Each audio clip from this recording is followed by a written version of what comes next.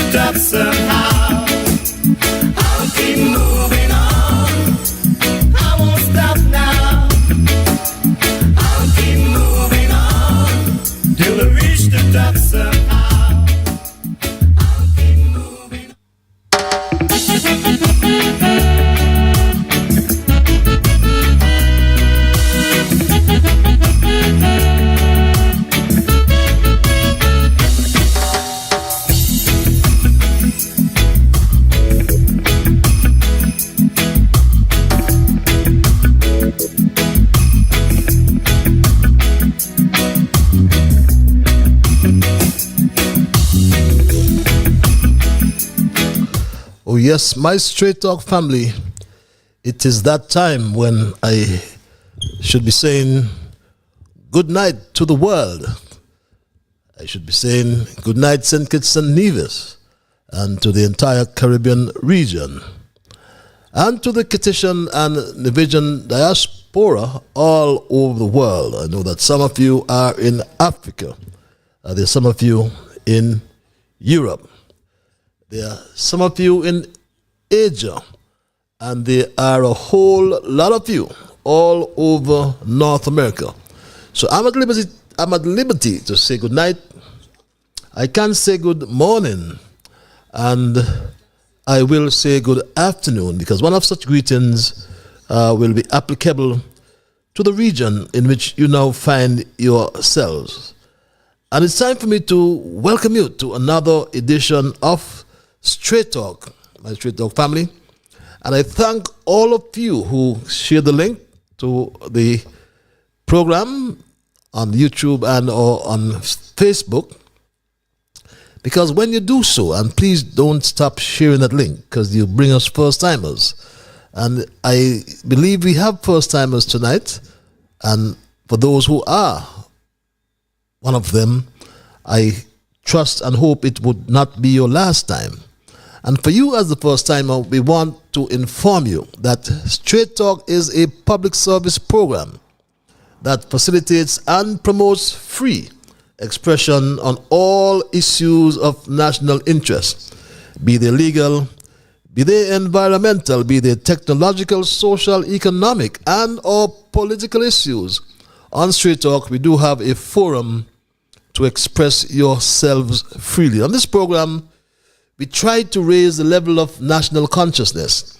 We try to raise the level of national discourse by alerting our people to their rights, to their responsibilities, and certainly to their obligations. My name is Ian Patches Liburd, and I give Almighty God thanks for blessing me with yet another opportunity to join you in conversation on yet another occasion. And I, in particular, want to inform our first-timers and to pledge one more time for all of you of the Straight Talk family who's been with me all the time to recommit to remaining an untiring advocate of truthfulness. And I'm always reminded by the words of a favorite hymn of mine. We are called to be God's prophets, speaking for the truth and right, standing firm for godly justice, bringing evil things to light. Let's seek the courage needed, our high calling to fulfill, that we all may know the blessing of the doing of God's will. And my Straight Talk family, I recommit one more time and assure you and reassure you that absolutely nothing is watered down on this program to make it more interesting, neither by omission nor by exaggeration. We are not about sensationalism or creating the excitement, especially at the expense of accuracy, because we lead on the facts.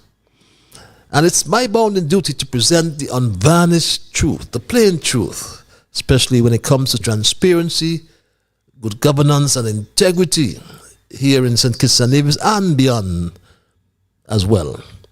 But we are joined by this program together with people across our federation, people across the Caribbean. As a matter of fact, we are joined with people in the diaspora all around the world. And my Straight Talk family, some we know, some we met, some we will agree with in terms of the positions of truth advanced on this program. And some will disagree.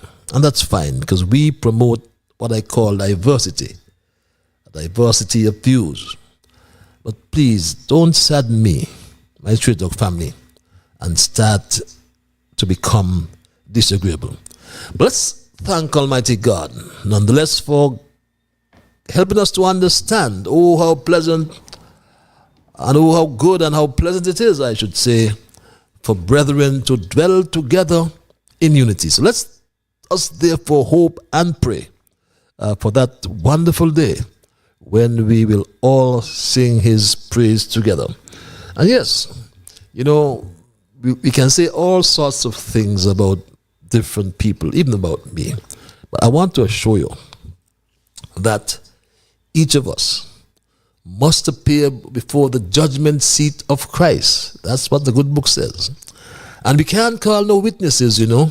We can't call one witness, just you and that judge.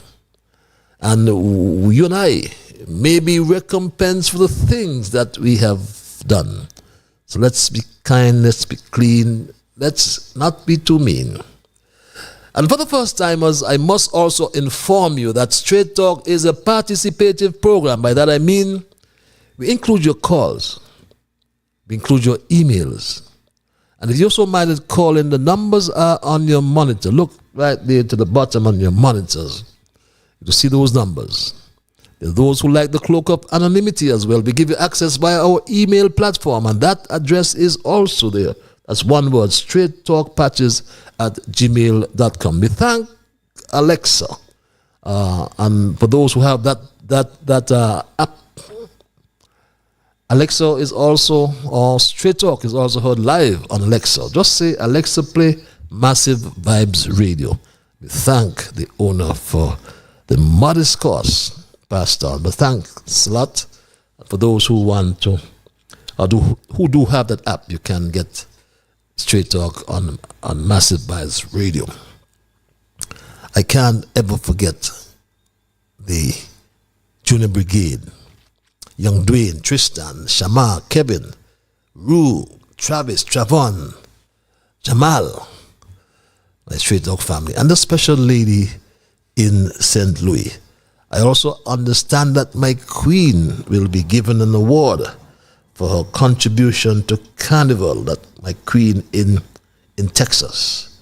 In Texas there, my Straight Talk family, my queen will be given an award, I'm told, and congratulations to her over there in Texas. As usual, we also begin with our observations in review, which are an integral part of Straight Talk.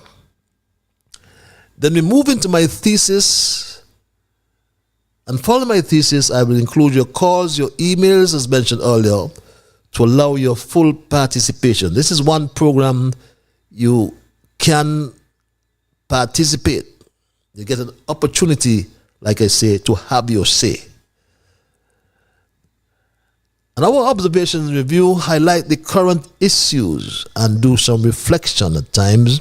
We may ask a few questions. But after our observations in review, we will begin our thesis for tonight, which is titled The Yin and Yang of the Federation. So don't change the platform, don't change your link, just spread the word that Straight Talk is live. And my first observation, my Straight Talk family, I think it was on our last episode, or last week perhaps, the Prime Minister surprisingly announced, or in a surprise announcement, perhaps that's the better thing to say. He told us about planting peppers for Tabasco. Yes, he told us this, my Straight Talk family. Remember this? I want to say that based on our projections, again, to create more jobs in this country, Tabasco Pepper Program, and the Minister of Agriculture is here. I want to thank him and his team for their tireless and their hard work to make sure that we start the Tabasco Pepper Program, where we will be growing Tabasco peppers here. We'll be processing it up to the mash point and shipping it back to the United States of America. Madam Speaker, I myself and the minister himself, we visited Tabasco in Louisiana. Madam Speaker, we have calculated that every 10 acres will produce 30 jobs. So 100 acres will produce 300 jobs. And 200 acres will produce 600 jobs, Madam Speaker, for those who are in the agricultural field. We are going to mix it with other crops.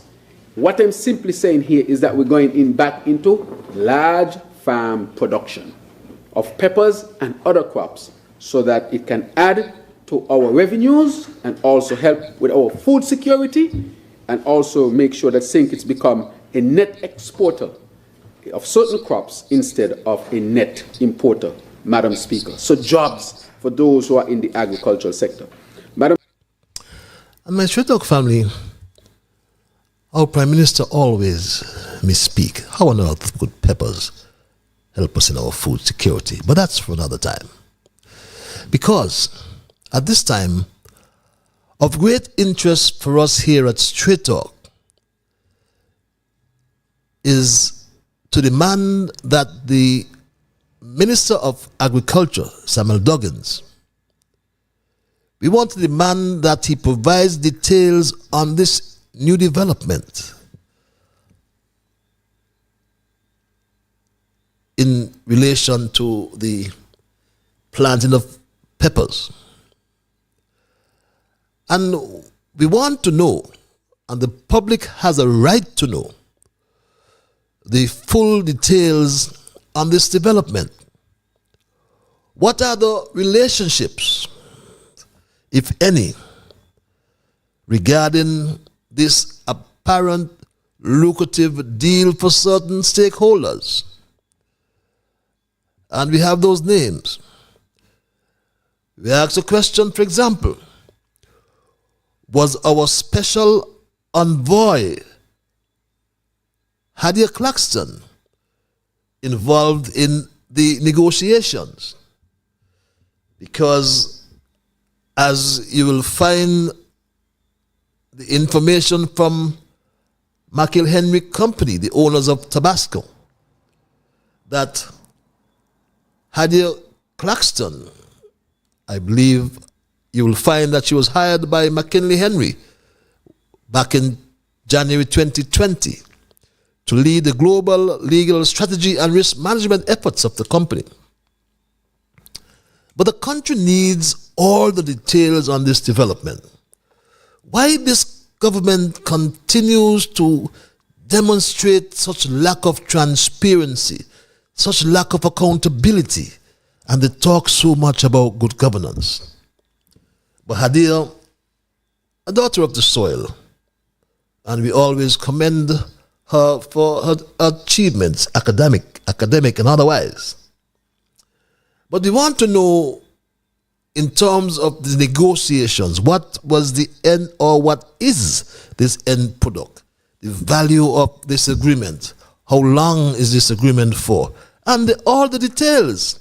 The country needs to know these things, my Straight Talk family. Very important to know. Why are they treating everything as a state secret? Only God knows, my Straight Talk family. Our second observation relates to the social security and our money there at the Social Security Board under the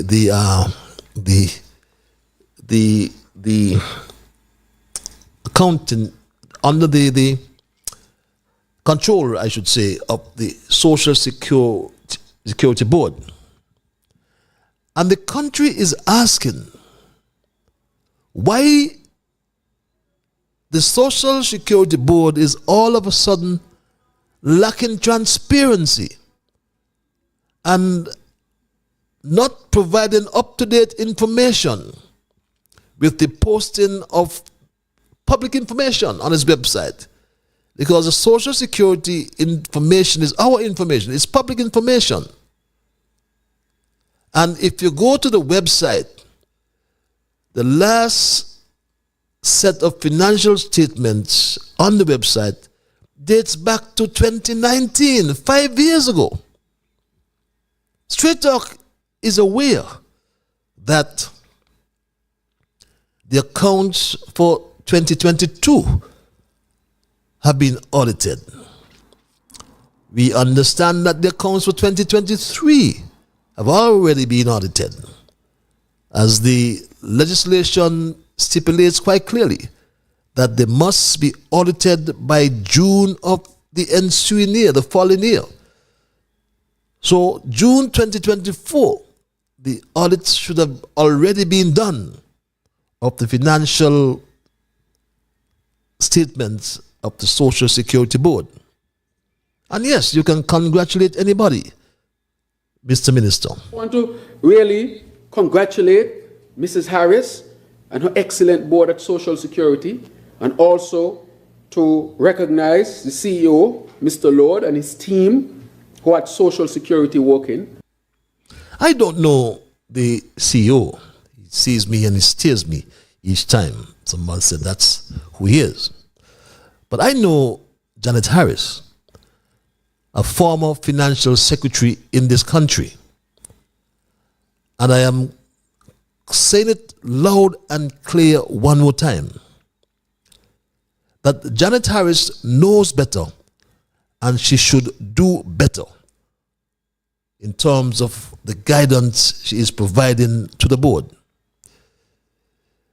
Yes, she's accountable to the minister, and all she has to do is ensure that the reports and the financial statements and the actual report is already completed, that we understand. Why the hell are they hiding these things from the country? The country needs to know. It's our business, my Straight Talk family, not Janet Harris's business. It's not Mr. Lord's personal business. It is the business of all those who have contributed and who still contribute to the fund. And we need to know what's happening. Has the minister tabled these reports in the parliament? I don't think so. I can't recall. He must tell us if he has tabled those reports according to the law in the parliament. And Mrs. Harris, we are calling out one more time from Straight Talk. Put the people's business on your website. so we can access it. It's our business, not your business, not the board's business, not the CEO's business, not the minister's business. We need to know what is happening at the Social Security so we can read it, absorb it at our ledger or during our ledger periods. But those are my observations in review for tonight, my Straight Dog family. And we're going to call out all those who we have to call out. And we are asking Janet Harris to ensure that the statements, the reports as required by the legislation, and the actuarial review which was done, the actuarial review for 2023, it's done every 3 years, I believe. I know, rather. And the last actuarial report was done, and we need to put it on the side. I have looked at those reports on your website for years, from time immemorial. So what is the problem now? And you said you are committed to transparency, good governance, and of course accountability. And if these are lacking, then you are also lacking in integrity. And those are my observations in review for tonight, my Straight Dog family. And I move right into my thesis, which I titled, as I said earlier, The Yin and the Yang of the Federation. And my Straight Dog family, in my last episode, those who viewed it would recall that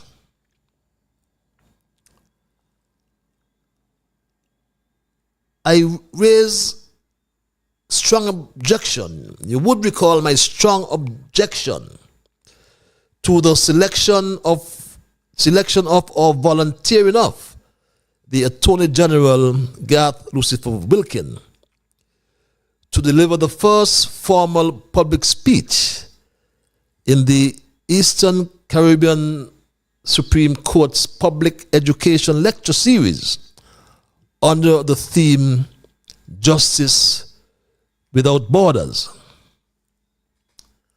And you by now, my Straight Dog family, very well know how I feel about Garth Lucifer Wilkin, who transgressed the laws of this land. But as a strong proponent of CPD, however, that's continuing professional development, I found the courage to listen to the Attorney General. And I must confess here and now that I was impressed with the AI perspective, the artificial intelligence perspective that he brought to the topic. The Attorney General reminded us of the Eastern Caribbean Supreme Court's advancements in key technology, such as its e-litigation portal, which helped to streamline case management and filing in its jurisdiction, in our jurisdiction. Also, its remote hearing capacity developed through a video link technology that helped us to maintain access during COVID-19. Additionally, the Attorney General also identified the criminal module and model family court in supporting his rationale, my Straight Dog family. And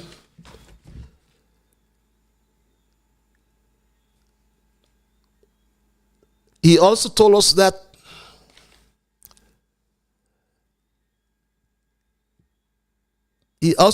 my Straight Dog family, that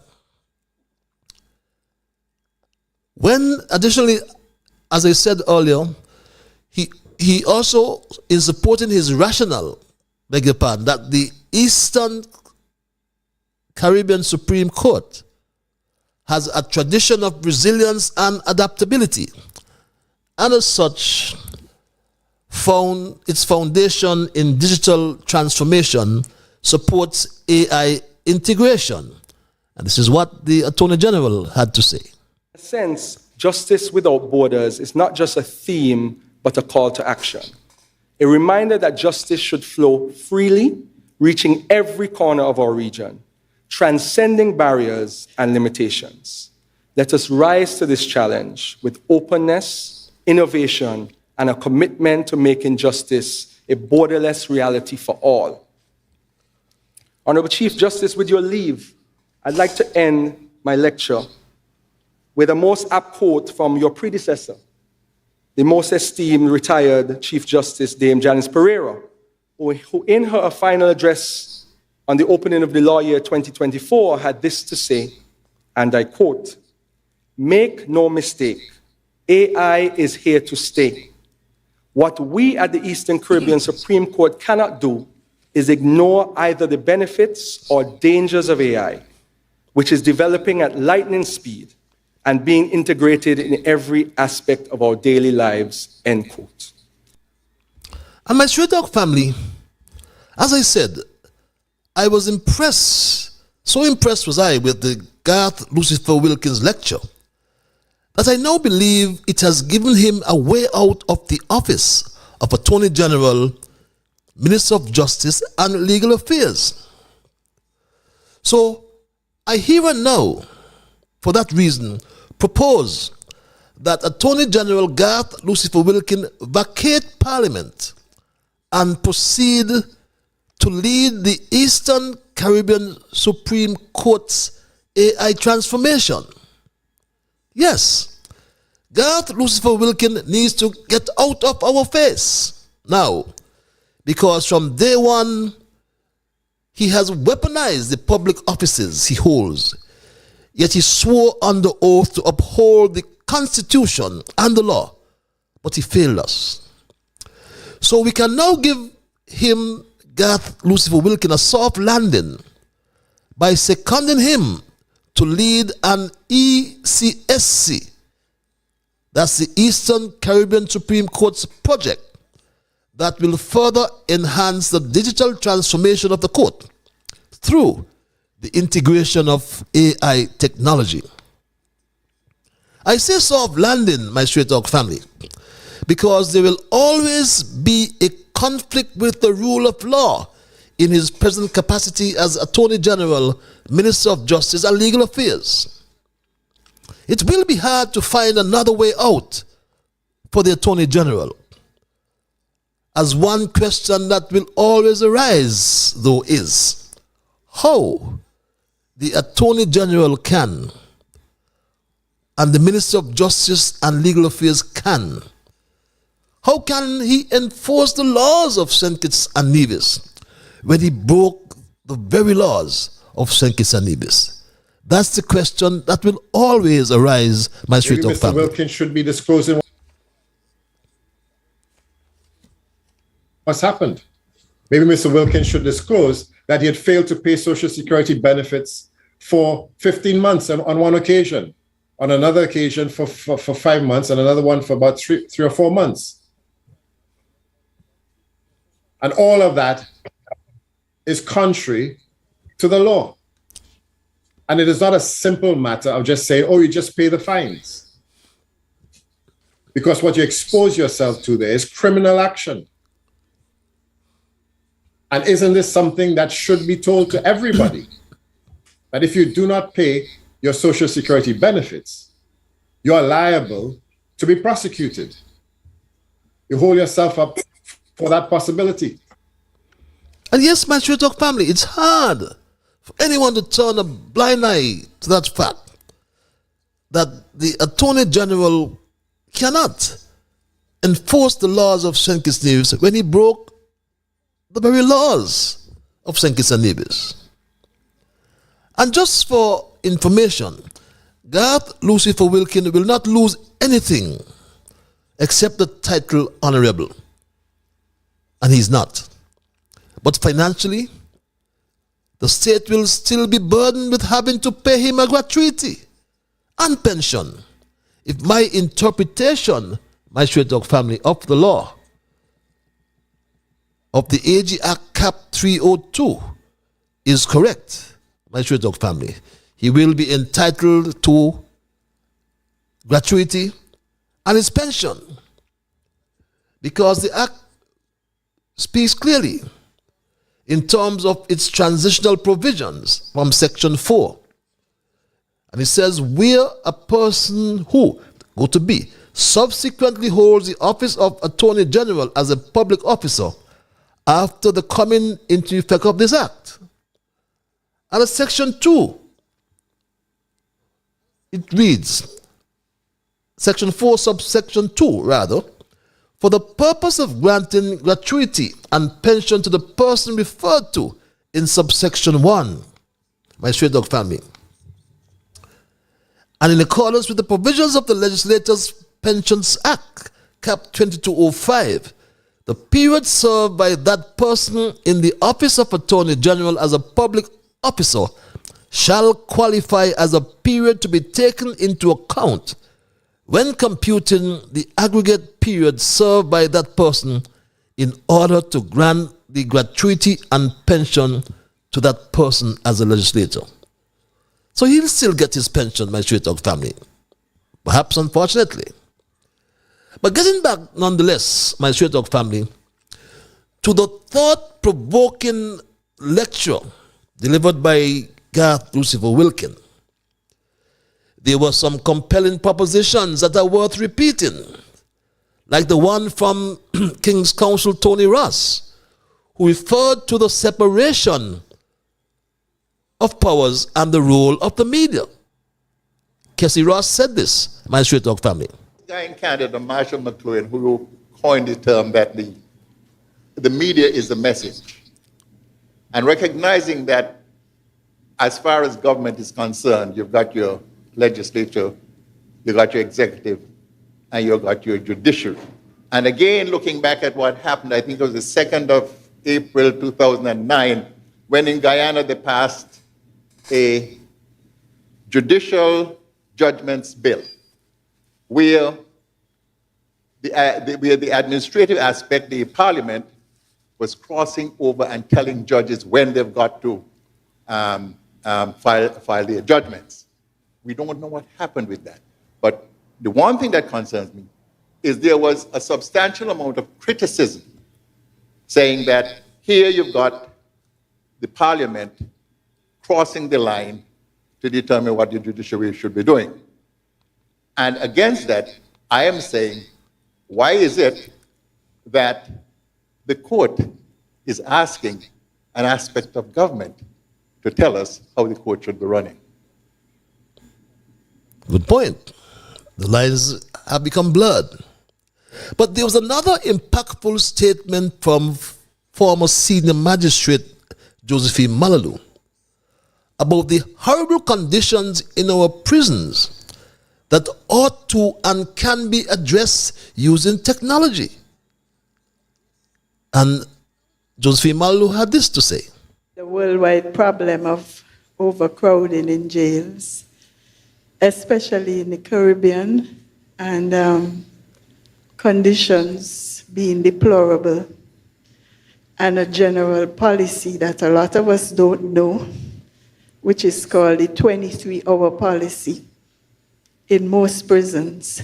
This 23-hour policy says that a prisoner is entitled to 1 hour of fresh air. Being locked up for 23 hours a day. If you can imagine, take a passenger bus, put some shelves in it, and put some sponges in the passage in between. And if there's no room left in the passage for a sponge, put your sponge under the bottom shelf. So we're looking at a situation similar to what we learned in history as to how our slaves were packed in a slave ship. And that is the reality in the Caribbean, 23 hours a day.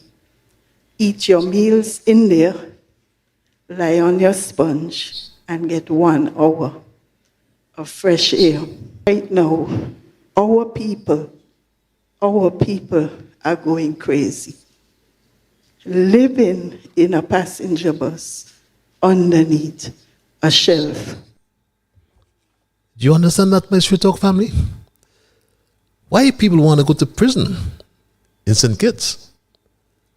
Because you're locked up for 23 hours and you are only entitled to 1 hour of fresh air. And in reality, my Street Talk family, in reality, Her Majesty's prison there on Keon Street was constructed in 1840 by the British to accommodate 60 persons. Yes, that prison was built in 1840. My Straight Dog family. That's 184 years ago.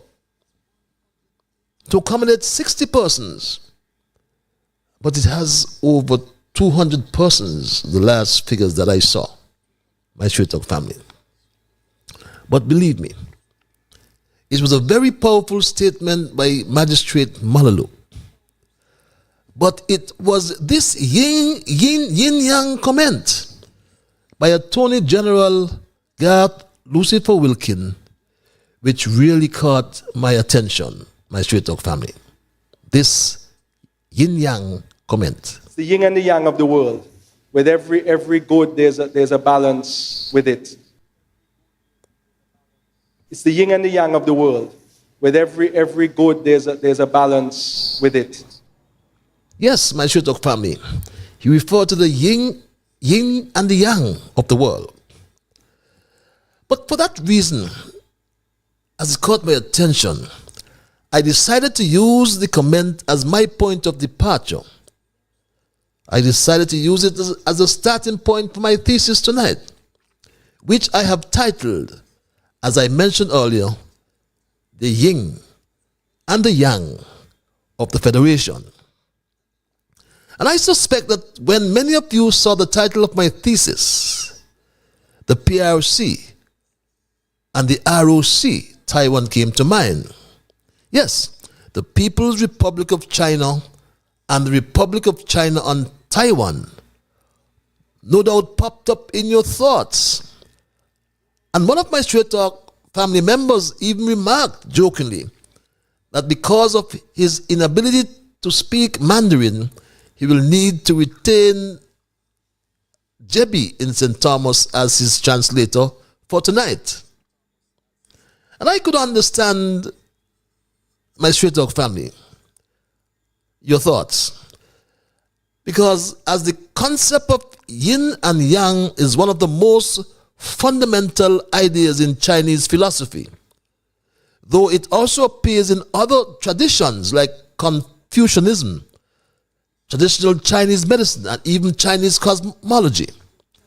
But the basic idea of yin and yang, nonetheless, represents what is considered a duality and interdependence in the natural world. In other words, there are two sides to every issue. Everything has a yin and a yang, opposing polarities, or the state of having two opposite or contradictory tendencies or opinions or aspects that are nevertheless interdependent on each other. Without darkness, for example, there cannot be light. And within darkness still lives a bit of light. We cannot have positivity without negativity. And in the end, everything is inextricably interconnected in perfect balance. And good government is balancing them both. So more than just a construct of Eastern philosophies, the need to balance opposing energies is a fundamental aspect of all human psychology. Examples of this include the masculine and feminine principles, although there are many debates about LGBTQ. And we all know it is used to represent a broad spectrum. That's LGBTQ is used to represent a broad spectrum of sexual orientations, gender identities, and expressions. There are examples of pleasure and pain. There are examples of life and death. And one cannot exist without the other. But that, I believe, is an interesting way to describe the political dynamic between St. Kitts and Nevis. The idea of one island representing yin and the other yang. It invokes a sense of balance or duality and sometimes contrast in their leadership and governance styles. St. Kitts and Nevis, we know, are two separate islands, but they form a political federation. So their leaders can sometimes play very different roles or have differing approaches to politics, and even while working together in a shared government. Look at what's happening now. The leader over in Nevis is the opposition leader, supposed to be, I should say, in St. Kitts. But a balanced approach is as crucial in politics as in business or the business of government as it is anywhere else. It is clear, my Straight Talk family, in the approach that the July administration has taken to both domestic and foreign affairs to date, this bunch of experts do not have an understanding of this approach. Over the past 2 years and a little more, we have all done some reflection.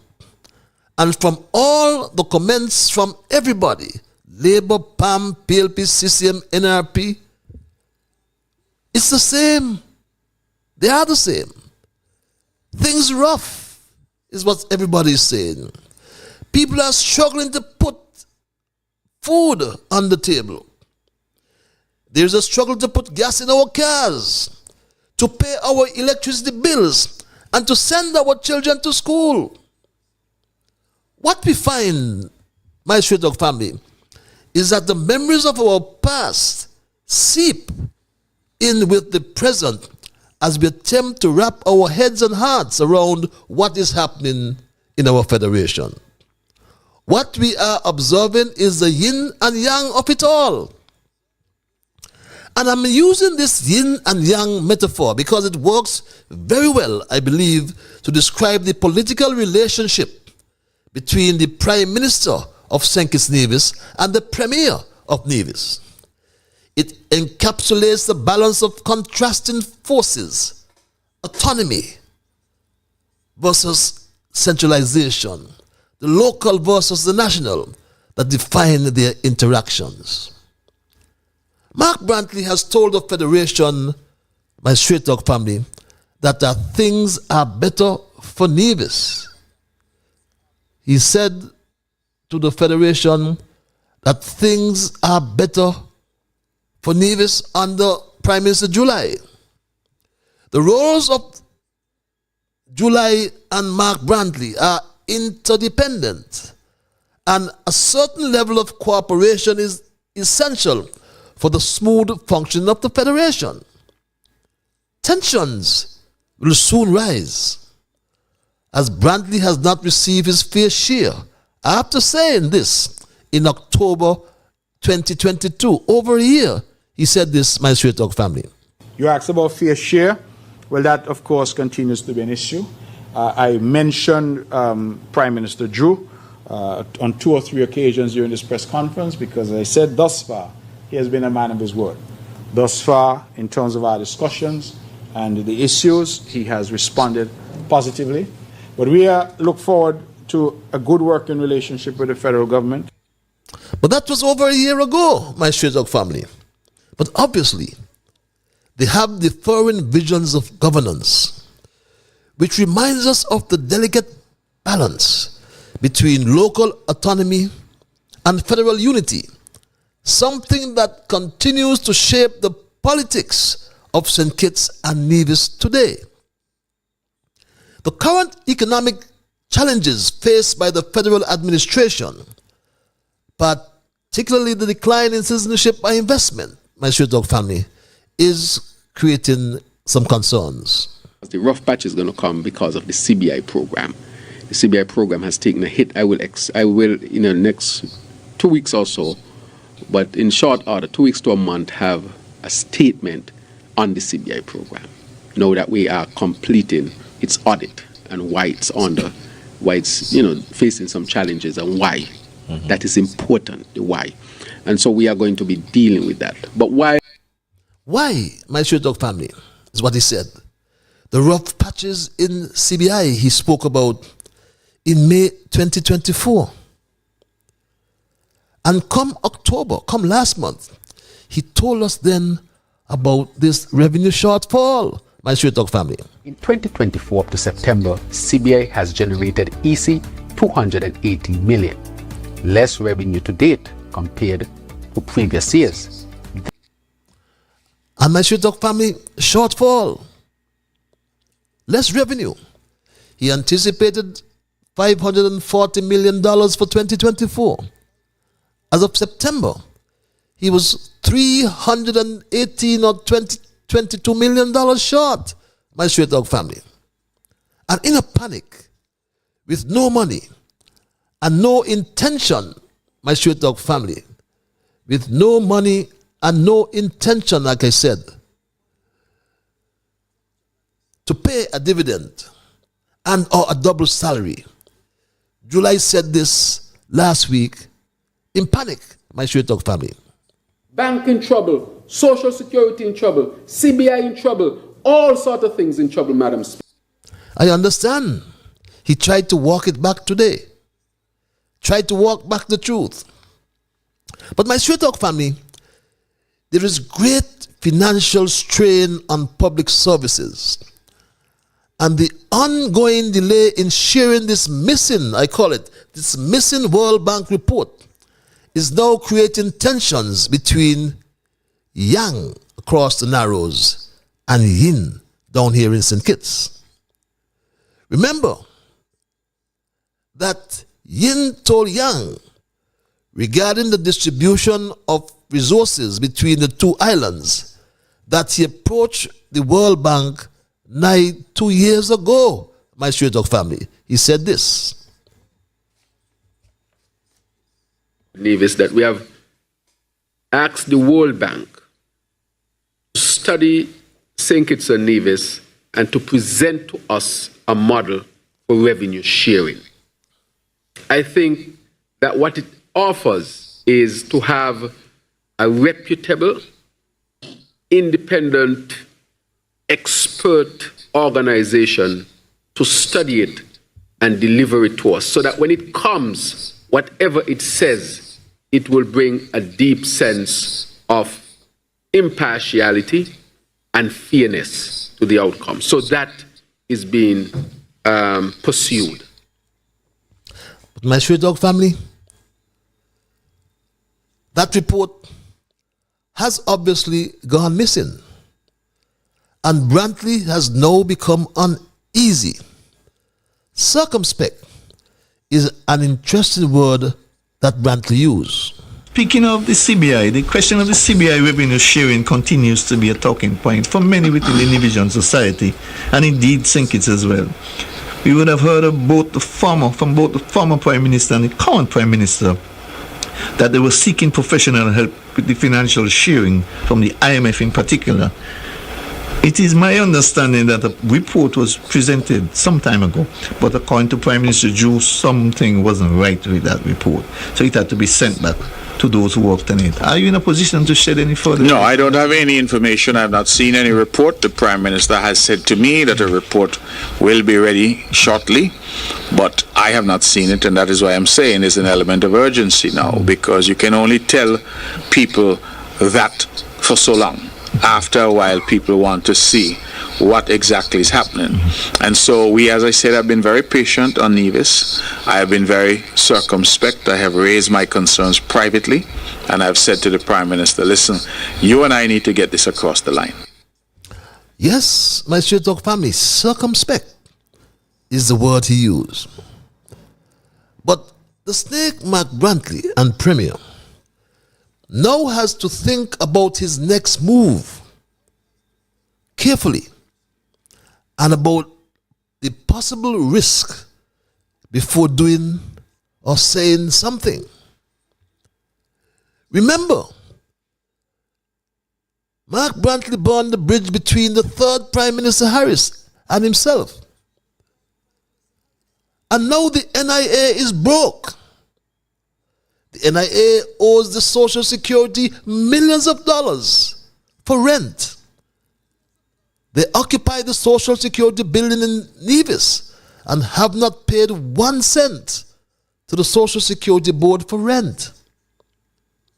He continues to deduct monies from the salaries and wages of public servants in Nevis and do not pay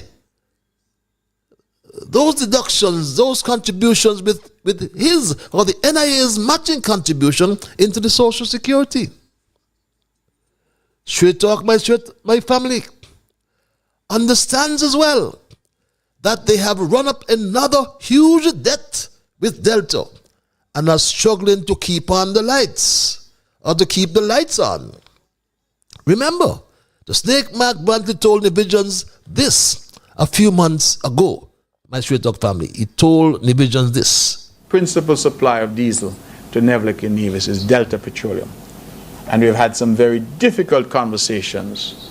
In fact, I recall it was last year, sometime around December, and the economy in Nevis had been firing well, performing well, and working with the Ministry of Finance, we had put away a little nest egg that we were trying to build. I believe we got that to as high as $6 million that we had in an account. And we ran into a problem with the supply of diesel, essentially saying that they had not been paid. And we had to take up those resources and pay Delta in order for us to continue to get diesel so that the lights could stay on. I understand that Delta still has a similar problem because the lights are on. But the NIA, under the Ministry of Finance, Snake Brantley, are not paying their suppliers. Yet, my Straight Talk family, with a debt of over $500 million, he wants to now borrow $100 million from the federal government, my Straight Talk family. Do you believe that, my Straight Talk family? The Premier of Nevis disclosed that he asked for financing from the federal government for the Vance W. Amory International Airport project. Yes. How much money did the Premier ask for, and approximately when will the funds be made available? With respect to the Premier saying that, I think the Vance Amory Airport can be enhanced and can help Nevis. He has brought to the federal government how we can partner. The federal government is working with the Nevis Island administration on that project. I don't know if he gave the numbers, but he would have the final numbers. But I can tell you that the federal government is working with the NIA with respect to the airport expansion for the people of Nevis.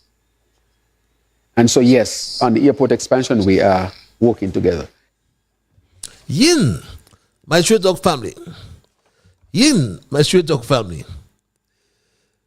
said he is working with Yang on the airport expansion, but not on the expansion at the Alexandria Hospital wing. That is still far from completion after 8 years or more. The Alexandria Hospital expansion project. You know, that's a bread and butter topic in Nevis, especially as it relates to its incompletion. Have you personally visited the site, or do you intend to visit the site? And what will you do as Prime Minister to ensure that that edifice be completed or be brought to fruition sometime soon? On the hospital expansion, I have no direct knowledge of it. It is a program that was being administered from the Nevis' end. And so, based on our arrangement, the Nevis Island administration can pursue a number, its agenda, and it's pursuing its agenda and so forth. And so that matter with the hospital, I have not intervened in it. I respect where the boundary is between federal and local as far as Nevis is concerned. The Premier has I respect that very, very much. So the Premier of Nevis did not approach you on the hospital project. That's what you're saying? I'm saying that it's a local Nevis project. My Straight Dog family, ask yourselves a question. Isn't the airport, the Vance Emery International Airport, a local Nevis project as well? And within the boundaries of the NIA? What is Yin saying to Yang? What about the funding gap for geothermal, my Straight Dog family? What about that funding gap? The CDB funding is important to the project. There's some $17 million that is already there, just waiting for us to move forward. So I think that there's good progress on that. I've been in close contact with the Honorable Prime Minister on the funding piece, and he has traveled.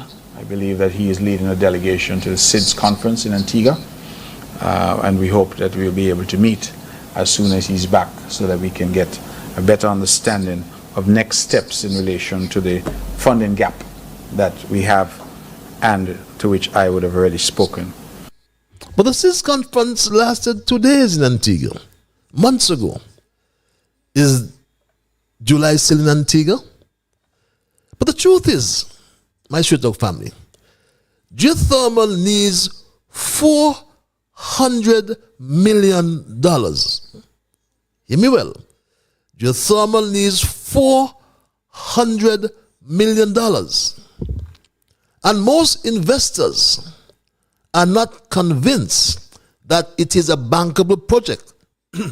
Hence, the reason why it is stained with all these legacy issues, my Straight Dog family. Geothermal dates back 20 years and it's rife with legacy issues, my Straight Dog family.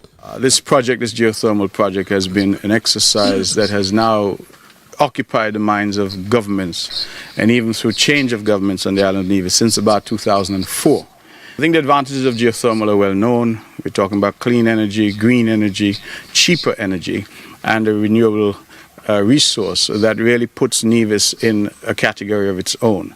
If we can achieve what we intend to achieve here, it means that Nevis becomes fossil fuel free for this generation of electricity.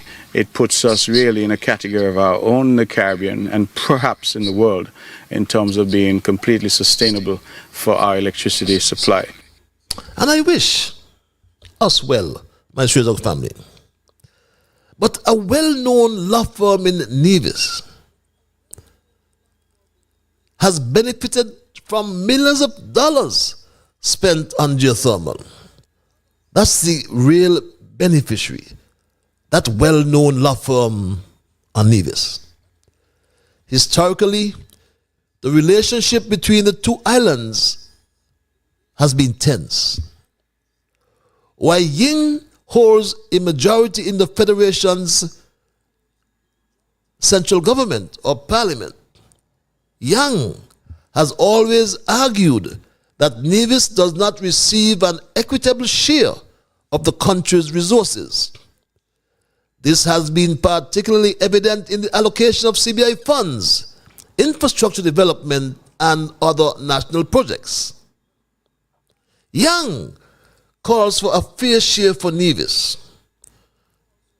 and that remains a focal point in division politics. But after 2 years, his demands have largely faded into the background, possibly due to political and economic realities within the Federation, my Straight Dog family.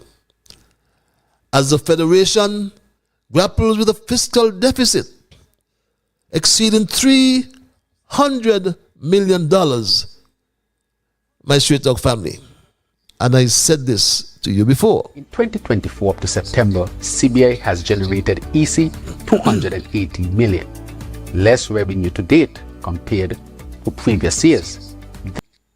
And my Straight Dog family, the prospect of foregoing a traditional Christmas bonus is therefore real.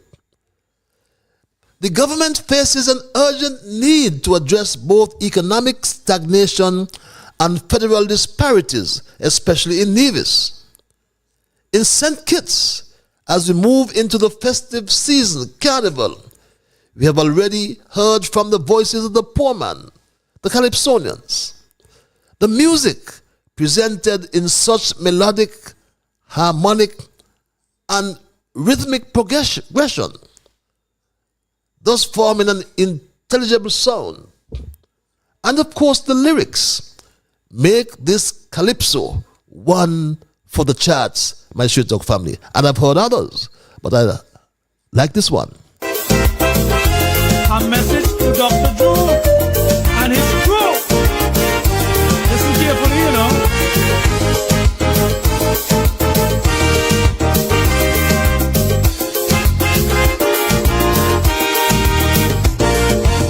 You thought I was joking when I start complaining that things in this country not going well. You ignored my warning, and instead of heeding to the things I said, you gave me hell. But instead of getting better, we deeper in the mire. Now the whole ship going under. And all across the country, the people unhappy. Can't eat, can't sleep, and fearing for their safety. And they crying, things not going well. Things not going well. Things not going well. Things not going well. And nobody has to tell you that what I say is true, because it ain't only me, and you're feeling it too. There's hardly anybody in this land not getting hell, because things not going well. It's easy to tell, things not going well. And yes, my Straight Talk family, I could not say it or sing it any better. And I've heard my friend from over the village with a nice kaiso as well. Oh, his name slipped me now. You know what I mean. He knows what I mean. But things are hard, my Straight Talk family. Or as Big Lights says, things are not going well. The Federation of St. Kitts Nevis is a microcosm, I should say, of the yin and yang dynamic. Two distinct entities that, despite our differences, we are bound by interdependence. St. Kitts, as a larger and more developed island, has long been the economic engine of the Federation. It is the yin as the economic engine. Historically, it was the center of the sugar industry, which once dominated the Caribbean economy. In more recent decades, St. Kitts has diversified, becoming a key player in the tourism and citizenship by investment programs, which have driven economic growth. Nevis, though smaller both in size and population, represents the yang, the complementary, more passive voice in the Federation's dualistic structure. Despite its smaller economic footprint, Nevis has a distinct identity and a history of asserting its desire for greater political and economic autonomy. And that dates back since 1882. But as I mentioned earlier, my Straight Talk family, the yin and yang, originating from ancient Chinese philosophy, represents the idea that seemingly opposing forces are interconnected and interdependent. In the context of the Federation of St. Kitts Nevis, this concept aptly describes the relationship between our two islands, which, despite our differences, rely on one another for the Federation's survival. We are the yin and yang of the Federation. And that's my story tonight, my Straight Talk family, and I am not going to change it. I will open the lines here and now and entertain your calls and your emails. But before I do so, as per usual, and I'll do so momentarily, I will anticipate that you will respect others. And of course, to achieve that, you must first respect yourselves. Let us try to be fair to all concerned, and let us ensure that the things we say and do will be beneficial to all concerned. And in the process of saying and doing those things, my Straight Talk family, let us strive to build a kinder, gentler St. Kitts and Nevis. At 9:07, we go to the lines and say, good night, caller, you're live. Hello, good night, Mr. Good night, Mr. Liburd. Good night, my dear. And how about that? The quote, I'm great. The quote for this evening. Yin and Yang reminds us that in the heart of every good, a shadow exists, and in every evil, a light. I repeat, Yin and Yang reminds us that in the heart of every good, a shadow exists, and in every evil, a light. Have a great evening. Thank you very much. In every evil, a light. Wow. I like your quotations each time, my Straight Talk family. Let's go back to the lines. Caller, you're live. Hello, caller. Good night. How are you, my dear brother, the Bible man? Yes. And how are you, sir?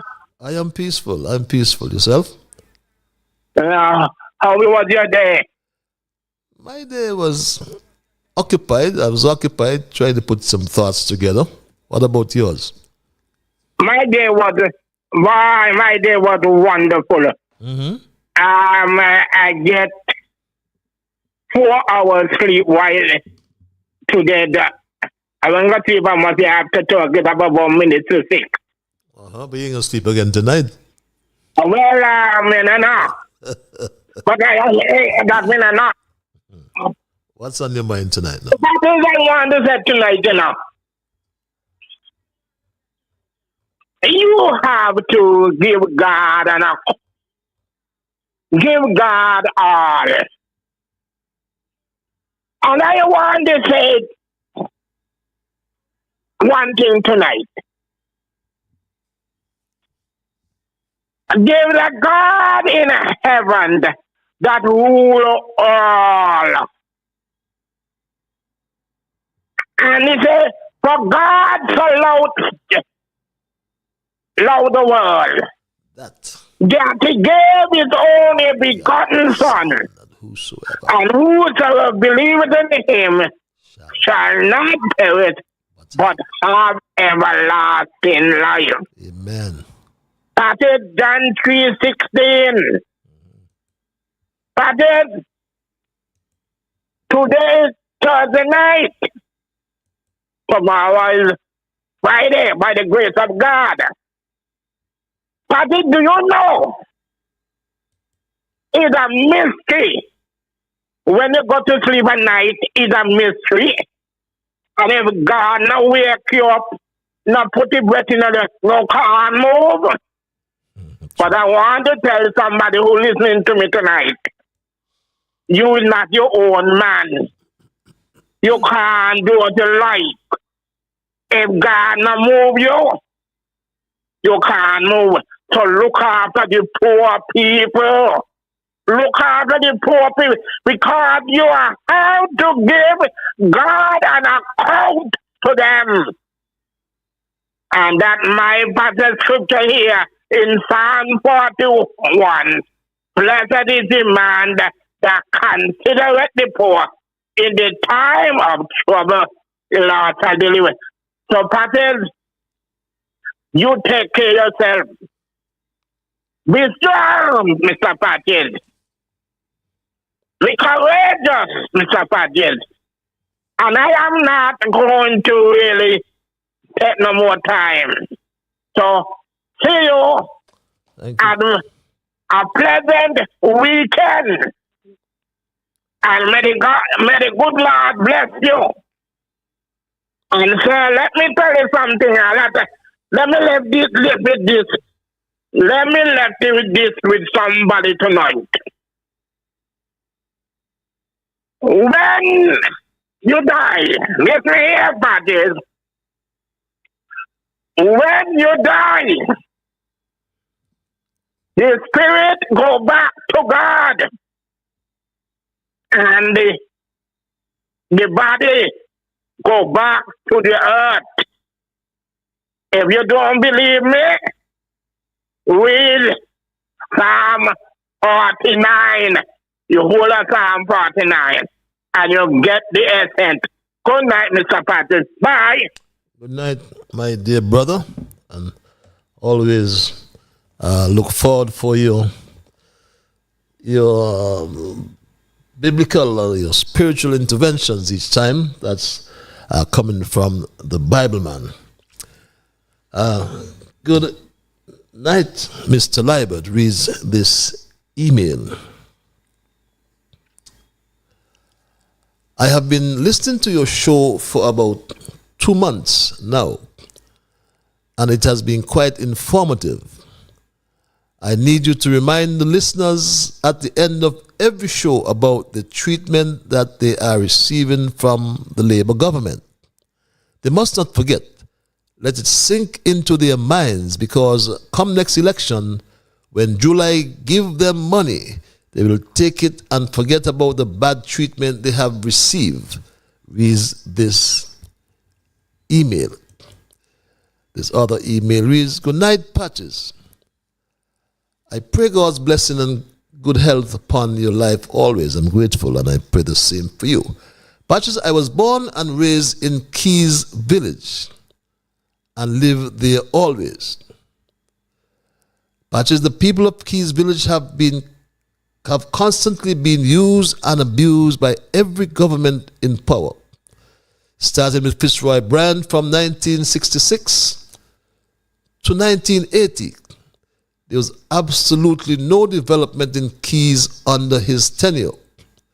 Sidney Morris from 1980 to 1995. All he saw fit for Keys was to take an old piece of wooden building from the Keon Primary School and erect it in Keys as a school and community center.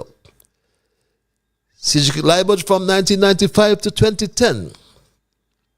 Keys for the first time was cared for when he built all 3 of the housing projects in Keys. However, when the 2010 elections was coming, he saw it fit to put hundreds of thousands of dollars into an ill-advised project by fencing a useless playfield that only pigs and goats use, as it is built on a cliff and is now abandoned. The residents begged him to use the blocks instead to build fences and sidewalks along the roadways to make the village a safer place for pedestrians to traverse. He did not heed our call in that regard. Now, last night, we had another road fatality in Keys, adding to the multiplicity of road fatalities for this year alone and prior. Keys is an extremely dangerous place for pedestrians to traverse. Under Eugene Hamilton from 2010 to 2022, all he did was to erect a sign to promote Keys as a biodiversity area. Now, from 2022 to present, the residents of Keys have been once again sidelined by Dr. July, as he didn't even have the decency or respect for us to have a consultation in the renaming of the community center that was built as a donation by Archie Zuliani. If we were consulted, we would have recommended the center be named the Adolphus Stevens and Olive Vaughan Multi-Purpose Center, named jointly after Adolphus Stevens, the first and only centenarian from Keys, and Mrs. Olive Vaughan, the mother of the late Wayland Vaughan, who was the matriarch of Keys Village. We are very disappointed that once again, the people of Keys have been sidelined in favor of political hacks. Thank you, Patches. Reads this email, very interesting content. I want to see if the Carnival Committee will be so stupid and spineless to apologize to the advisor, Mr. Appleton Rimbasso, for the hilarious comments an MC at a Calypso show made. The advisor sounds so stupid, stating that as the Prime Minister's advisor, he demands respect. Boy, I beg you to go and rest your drunken self and first respect yourself if you want respect. So Appleton, that same evening when you referred to the decent spectators as jackasses, will you be apologizing? Don't you know that one jackass will know the next? Mr. Appleton reads this email. Good night, Mr. Patches. Hope that all is well. I sent you an email about a worker at home in Sadlers. She asks not to read the email out as yet. Someone is looking into it. It's for her. They wrote her another letter asking her to take vacation, then her resignation, which she never applied for. They are very crooked in that office upstairs the cable building. Reads this other email. Good evening, Mr. Liburd. I am an experienced, mature labor stalwart. You cannot put any and anyone over certain institutions in this country. We, the citizens, are paying attention to what is going on at Social Security. That is where our future money will come from. Dr. Drew said the Social Security is in trouble. Of course, he keeps talking out of turn and about things he don't know. I want to advise Dr. July to bring the proof that Social Security is in trouble. We have not seen the reports from the board since Drew got into power in 2022. On the website, he went into Parliament last year and read parts of the financial report, which was illegal, and he continues to bring gloom and mistrust to the institution. We want the actuarial report, which is what the country should be presented, what he should be presenting in Parliament by law.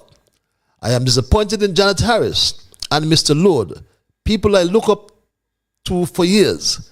They are supposed to be professionals, but they will go down in our nation's history as the worst chair of the board and director ever at Social Security. Nothing is happening in Social Security, but they better secure our pension that we expect when we are 62. Patches, we have all come to the conclusion that we have a dumbbell running our country, and most of the appointed advisors and directors are a set of dumbbells because they see Dr. July running the country into the ground, and they are laughing after him and making the country the laughing stock of the world. Most of us comrades are so embarrassed, Dr. Jew, and we know Dr. Douglas is ashamed too. Reads this other email. It's 19 past the 9 o'clock hour, my Straight Talk family. You may have just joined me, and tonight we looked at our thesis, the yin and the yang of the Federation. And my Straight Talk family, as we continue the programming, the lines are open. I trust my overseas line is working. Haven't heard it for the night, unless it's down again. I hope not. Let's see. I will give it a little test myself tonight.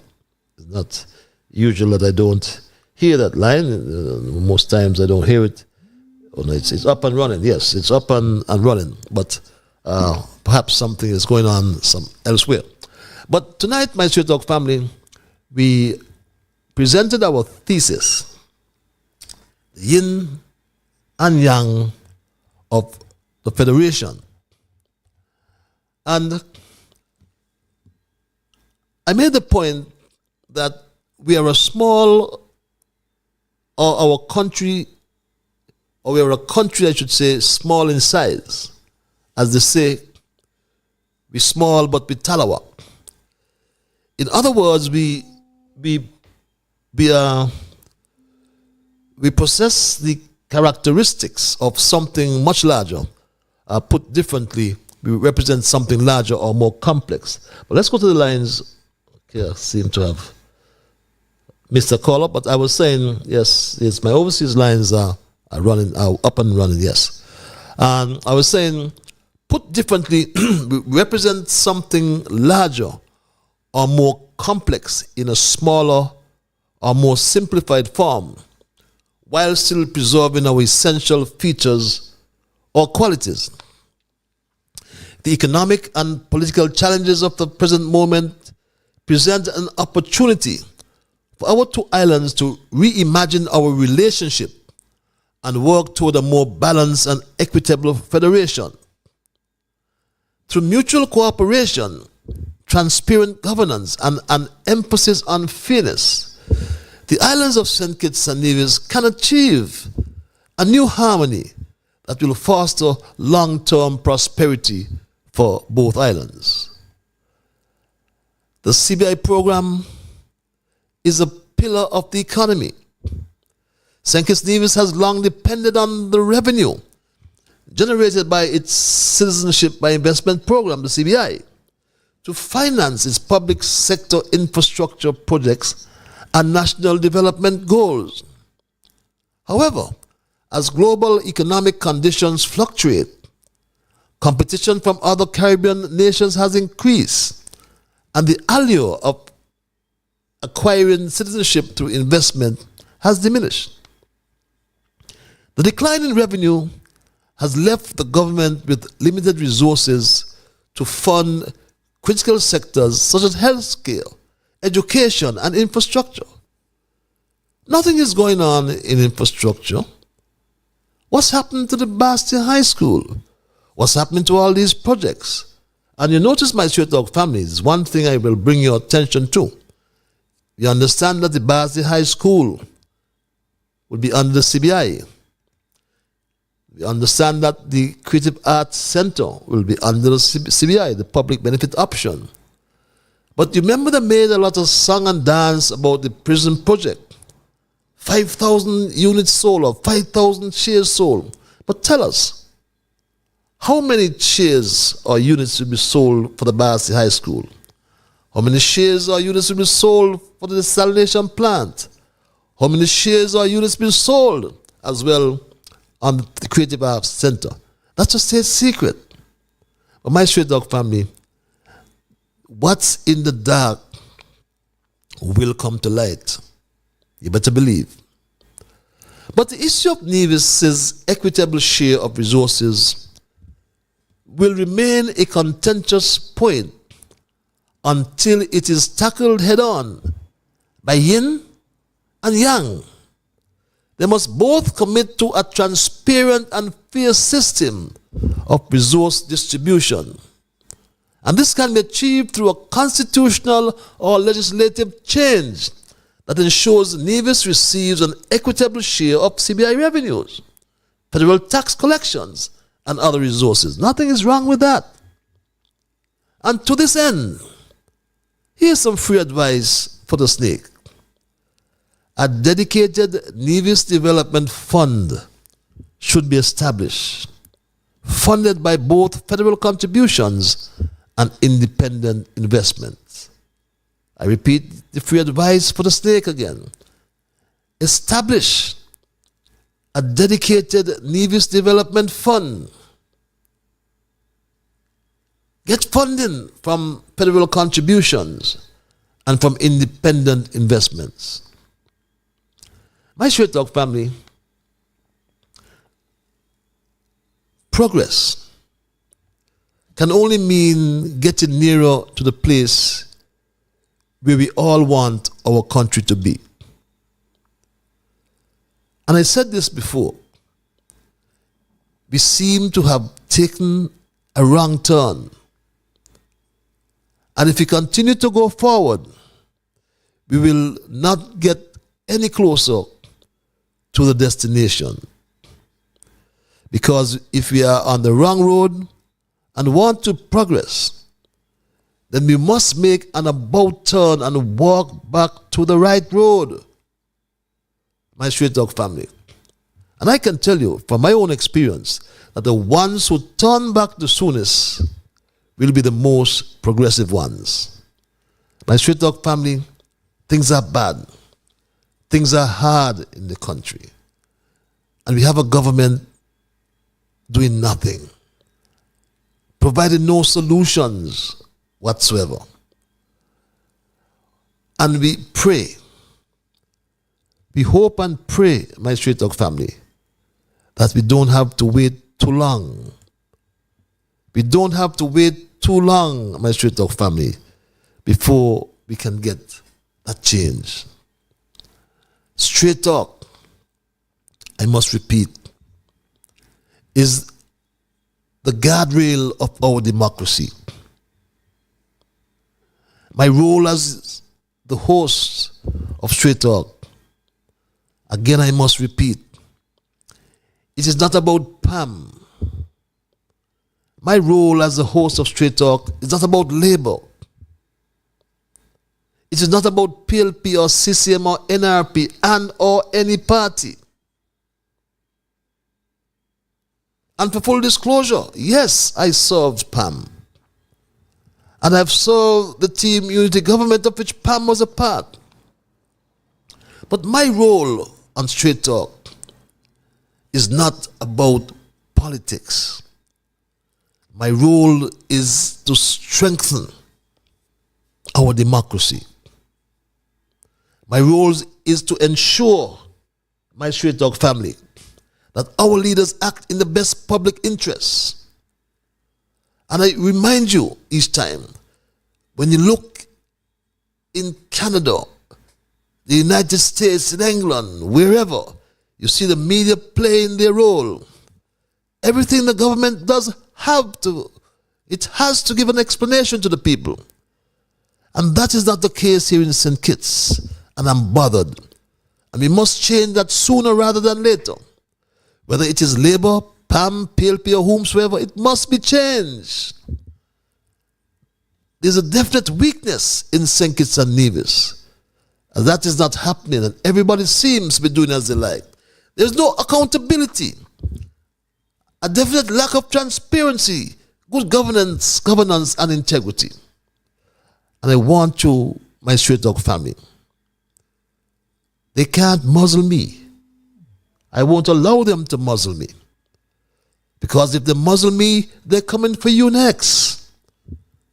They're trying to muzzle me, but all is not lost.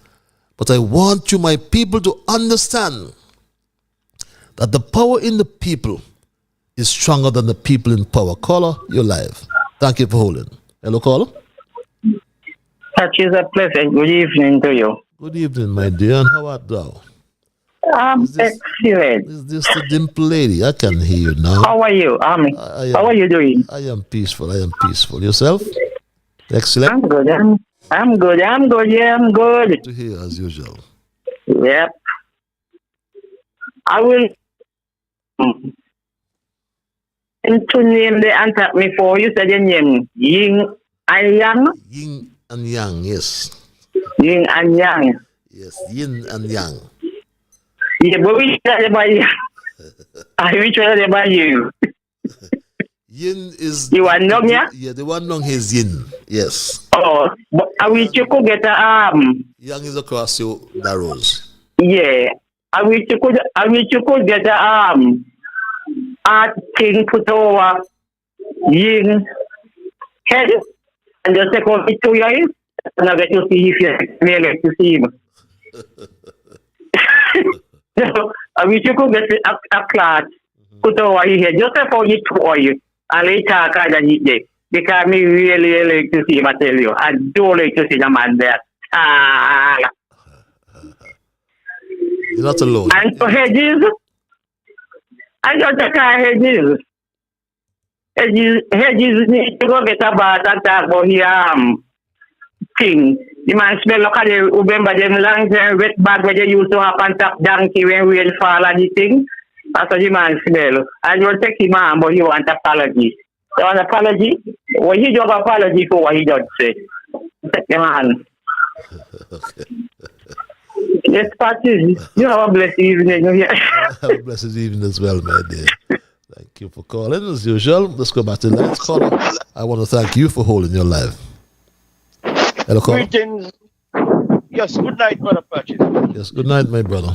As I will always say, good night to all the listeners and good night to the whole world who are listening.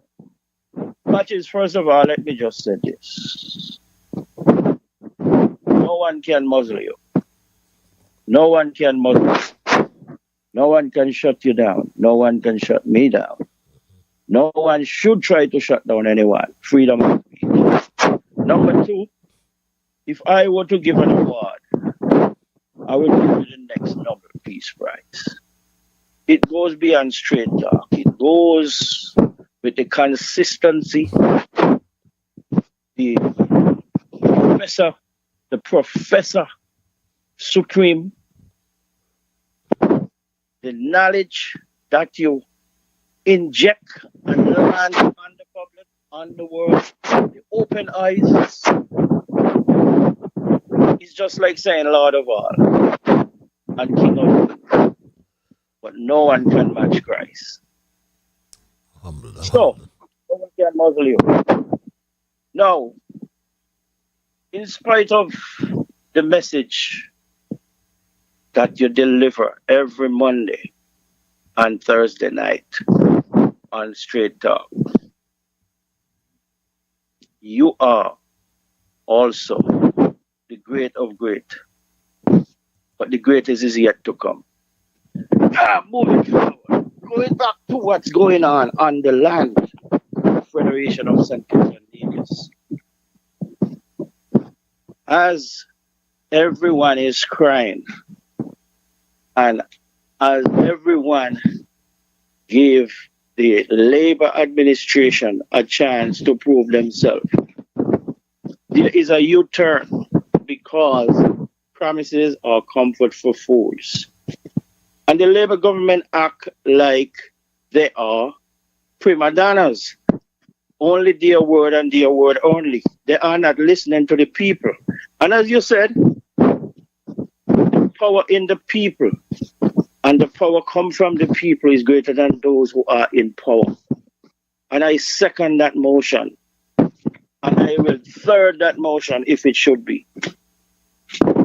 What government don't understand is the country doesn't belong to them. It belongs to us, we all. And they have to be transparent with our business in every shape or form. The government supposed to treat the people like it's their children. It's their children in their home. Feed the people. Build the infrastructure. And the strongest of the infrastructure and the greatest of the infrastructure are the people. The people come first. And they take a U-turn. So how can they expect to be trusted in the next upcoming election, should it be? People, the power are in you, and you all got to invest in new ministers to serve you in the way you need to be served. Okay. I am glad, and I must thank the person who had made a correction to me the last time when I made a comment about minister. People need leaders, and they need dynamic, brilliant leaders. I already bid my position, and I said it, and I will not change it. Okay. Patches, you for hearing me. Bye for now. Thank you. Thanks for your intervention. We go back to the lines. Thank this caller for holding. Caller, you live. Mr. Patches, greetings. Greetings, my brother. How are you? I am peaceful. Yourself? I'm very, very good. Listening to your very interested topic, yin and the yang. Very interested. Thank you. Humanity by nature is gifted to think freely. Yep. But in order that this free thought should lead him to the goal of liberty and independence, his way of thinking must be shaped by the process of education. So it's a very interesting program. And I'll tell you what you say is interested in, Mr. Patches. I'd love to hear your viewpoint with your role of straight talk. You know, you showing your objectiveness as a citizen. Because you see, I for one had felt that 2015 election would have changed many of the persons in this country who say they just talk on behalf of people. I really thought it would have changed the thought to be more objective, but you seem as though it's different. You know, the fair share conversation is very good, and that's why I say it's very interesting. And the topic in relation to that is good. You know, when Mr. Brantley was involved in the federal government with the unity administration, the best position Nevis ever been in the federation. Nevisians involved in the federal government. The Prime Minister then, when Mark talking about his fair share, the Prime Minister then tell Mark at the last moment, the World Bank is going to get some assessment from the independent assessment from the World Bank. And Mark Bank reply, even the college student or a sixth form college can work out that assessment. Sure. And when this new administration came into office and relayed the same message to the Premier of Nevis, he didn't make them comments. And that is what struck me, because government is continuous. And there is where I say, Mark Brantley was in the best position for Nevis to reason out and get what he wanted from Nevis within the government that he was involved with. But he matched the government up and he couldn't hold the government. And that's the weakness I see about Mark Brantley. And one of the country weakness, one of our weaknesses in this country, Mr. Patches, is being consistent with the truth. You know, sometimes someone wants to say, okay, we stand for the truth today, but tomorrow we forget about it. We more want to stand for what is wrong than what is truthful. True. And it's going to be interested with this World Bank report concerning Nevis, because I don't know. I don't know if it's only Mark Brantley alone understand what is fair share. But I feel he didn't get nothing from us, and Nevis started to get something, at least you could say some kind of fair share started to be rewarded to Nevis. But it's a very interesting topic, and you continue to be strong, Mr. Patches. God bless. Thank you very much. God bless you as well. Always welcome your interventions. And it's very interesting. Harris said this. I think it was in 2021. I'll tell you.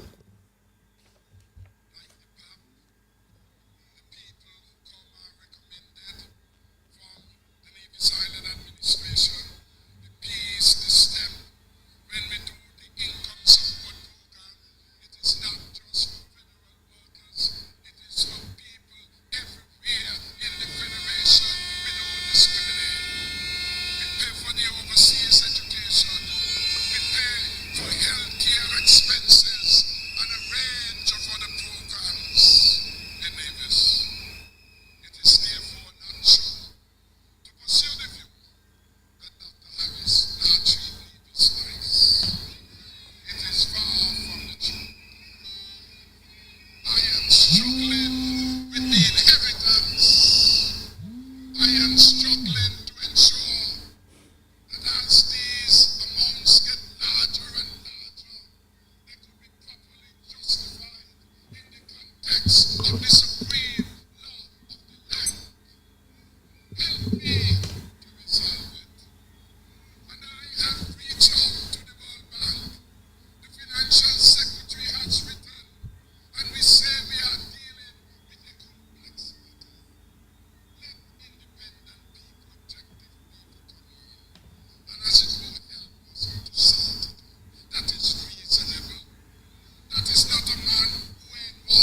Just as the problem that has been there from time immemorial.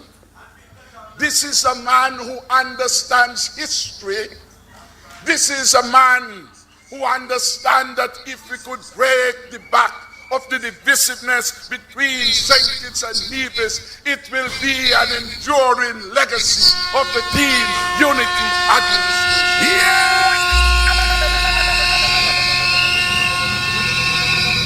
That I want that to happen. And for those who can give you that when we started, and we, for example, started with 30 million, it was Timothy. A Timothy who just pick it out and give them so. No. That ain't so. It was the Premier Van Samy who came to me and made the proposal. He said, we were never getting anything. They bounced our check. We could start. But he said he understood the dynamics of the politics. The politics is not just in Nevis. The politics is in St. Kitts too. He said he understood that once we begin this, it means less of the resources that were hitherto held in St. Kitts would be available to do things in St. Kitts. So we have to move in a phased way.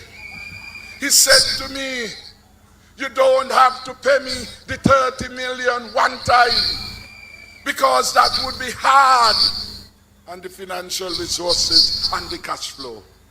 He said, do it monthly because 30 million will be 30 million. Whether you give me monthly, what you work out to 30 million, somebody bright in maths. Teacher, Ambassador, Mr. Husband, you used to be bright in maths. I think it worked out to about $2.5 million or somewhere there. Yes, so it started before, and the World Bank was approached by Strait of Family. Let's go back to the line and thank these callers for holding caller. You're live. Yes. This is major. Yeah, how is the major tonight? Well, you know, man, I am not going to sleep earlier, but just a mind, just because I thought I should give you a little story. And this is a story. I like to look at and read it, because I think that to be knowledgeable, Who is this young and this? What you call it, young and ring? Yin. Who that be? Who that be? If you don't know, you just Yin is the Prime Minister in St. Kitts, and Yang is the Premier in Nevis. All right. Now that you said that to me, I mean, okay, you must know you're the man in charge. But I am saying to you that they had a good man named Ralph Waldo Emerson. You heard about him? Emerson? Yeah, Emerson. From where? Canada? From where? Well, he was a historian, I believe. Ralph Waldo Emerson. Okay, I'm lost. But, you know, Emerson, man. You know them there, Emerson. It rings a bell, but I can't do it right now, yeah. Them is the old prophets and so on, smart people, like me and you. They're smart like me and he said, and I thought he said that to you. And it comes straight into my mind, you know? What he said, listen to it, all life is experiment. All life is an experiment. Oh, okay. Yeah, all life is an experiment. The more the experiment is, the more it makes you better. So you see what we look like we experiment, you know? Well, how we say we experimented. And now he's saying that the more we experiment, it makes the better. So let us hope that by experimenting, things may be better. Right? Thank you very much. Yes, yes, the Major. Ralph Emerson, yes, I think that's an American philosopher. Yes, that's an American philosopher. No, yes. Yes, you got it right. Yes. I like it very much. I like it very much because it's even though we're experimenting. Yes. And we know that to experiment, work is hard work. Work is hard work. Yes. Work is hard. Don't let nobody fool. Work is hard. So therefore we have to try something. You know, so let me experiment it. Okay, my brother. Thanks. Fallout, Major. Fallout. Thank you. Okay. Okay. Let's go back to the lines. Caller, you're live at 9:47. You're live, caller. Yes, good evening, man. How you doing, Mr. Lively, man? I am peaceful, my brother. Yourself? Pretty good, pretty good. Have you recovered? Have you recovered as yet? Yeah, yeah. Come on, man. You know how those cotton young men are, man. They're very resilient. All right. I got you. Yes, that guy that be calling, right, is a soft-spoken guy that a couple of callers before me just now. Yeah. The one that was talking about the team unity and how they fell apart. Yes. And some comments there about Mark or whatever. Patches, believe it or not, I just had a mock conversation with someone 2 minutes ago, and we has just been talking about like the same things this guy just put forward just now. And I tend to agree with him 100%. St. Kitts and Nevis is one country, the Federation of St. Kitts and Nevis. It's not the Federation of St. Kitts and it's not the Federation of Nevis. Both islands supposed to be complementing each other, in the namesake of progress for both islands. A lot of the financial comments coming up from the Nevis side. Me personally, the money that man was getting from Team Unity could have probably worked for Nevis. The money just had to be managed correctly, properly. I keep asking myself this question: why are these leaders, both not just in St. Kitts and Nevis, but in the wider Caribbean and the world per se? We're looking at St. Kitts and Nevis right now as an example. The Premier and the Prime Minister, these guys, as far as my knowledge goes, they didn't went to training for any financial, to be financially, or they didn't study any financial or courses or whatever. That's not their expertise and that's not their field. So I asked the question, why are these guys controlling the financial portfolios?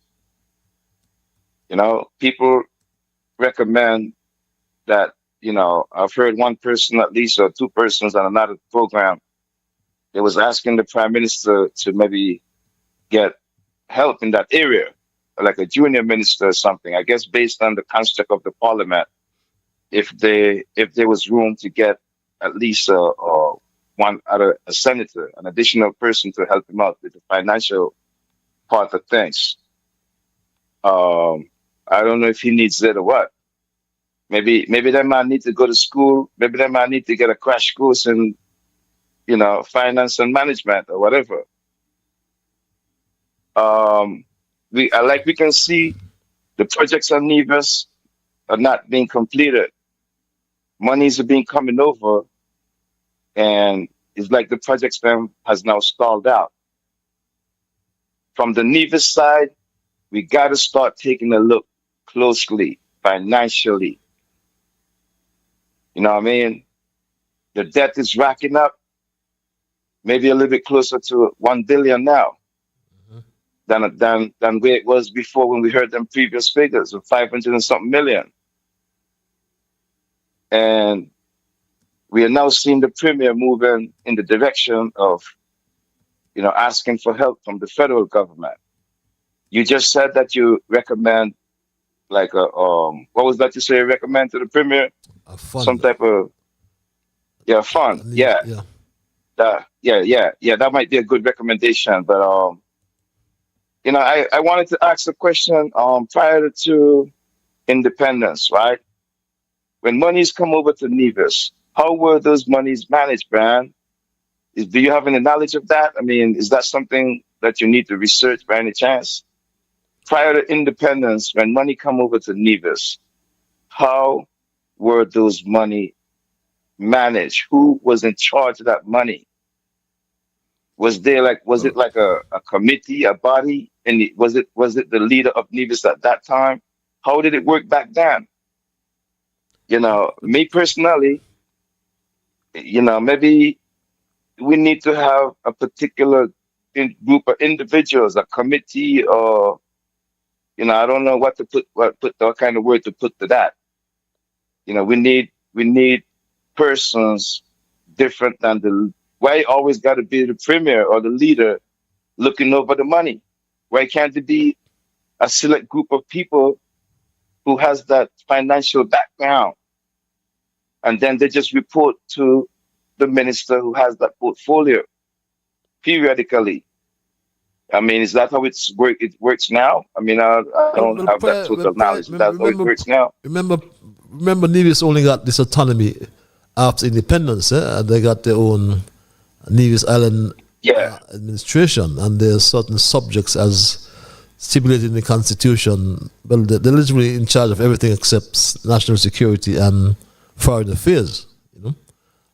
I mean, you can look at the clip. Look at the clip one more time. I mean, I don't know if you can put it up again. The clip that you played there with Mark, and I think that's this and that.